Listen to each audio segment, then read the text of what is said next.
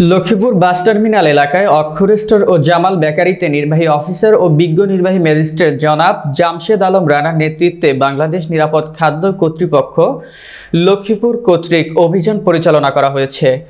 গোপন সংবাদের ভিত্তিতে অভিযান পরিচালিত হয়।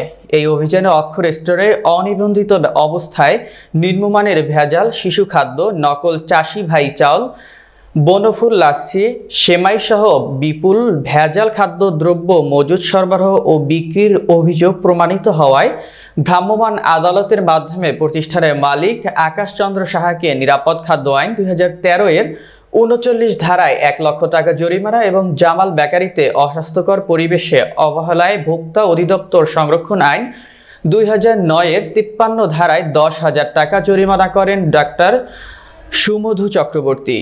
জেলা নিরাপদ খাদ্য অফিসার লক্ষ্মীপুর সার্বিক সমন্বয়ে পরিচালিত উক্ত অভিযানে প্রসিকিউটর মোহাম্মদ আব্দুল্লাহিল হাকিম, স্যানিটারি ইন্সপেক্টর ও নিরাপদ খাদ্য পরিদর্শক লক্ষ্মীপুর পৌরসভা সহ তাজুল ইসলাম, নিরাপদ খাদ্য পরিদর্শক লক্ষ্মীপুর সদর রিয়াজউদ্দিন, নিরাপদ খাদ্য পরিদর্শক কমলনগর এবং লক্ষ্মীপুর সেনা ক্যাম্পের একজন কর্মকর্তার নেতৃত্বে একটি চৌখস টিম উপস্থিত ছিলেন। জনস্বার্থে এই ধরনের নিম্নমানের ও ভেজাল খাদ্যপণ্য বিরোধী অভিযান অব্যাহত থাকবে।